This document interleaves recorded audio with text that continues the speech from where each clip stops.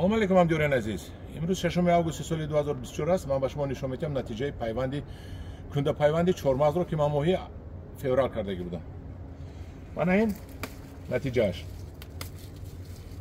اینجا ببینید. من ببینید الکی چقدر سخت شد. اینجا برکت بلندیش 2 متر شد. 2 متر شد. از کنده بسیار برآمدگی بود. من اینا پیوند کردم نگرفت یگان تاش. فکرم در بروقتره کردم. یا از نو پیوند میکنم اینا رو دیگر نمود انگور یا بریده میپرتم اینا رو.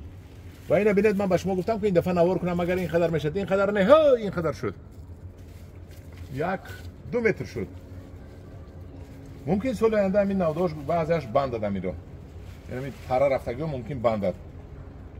این نتیجه پیوندی چهارمغز. کنده پیوند. من ببینید.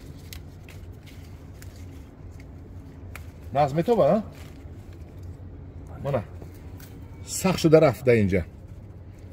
این اینجا 4 تا بود یک تاش گرفت در تگ پوستی همین چهارمغز من رو پیستلت کرده زده بودم میخ کاری کرده گستم میخ زده گستم.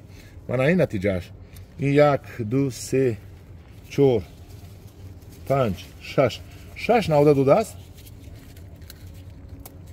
6 92 است. من 1 2 3 4 5 6 92 است. اگر من اینا میزدم با این بلندتر میشد شمالا ممکن شکستنش ممکن بود. خیلی بهار با اینا میزنیم دو تا میمونیم میبرد میرود. این خیلی ما چهارمغز رو عوض کردیم. چهارمغز غوث کلون همین قرو من عوض کردم دیدم. من این نتیجه پیوند. من نتیجه پیوند. اینجا پیوند بود. این حالت چقدر باقی شدگی. اگر من این رو بر وقت رک نشون کردم این حالی 4 متر شدگی بود. لیکن شمالو نشکنه گفتم من اینو نزدم.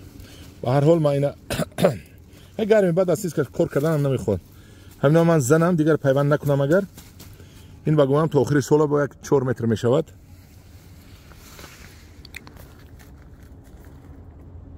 من میگم پیوندی انگور. انگور میگم. پیوندی چهارمغز منه. منم خیلی همدیوران عزیز چهارمغزهایتون رو میتونید دیواز کنید. چهارمغز نو در کاری غوث رو با همین راه میتونید دیواز کنید. در پناه خدا باشید.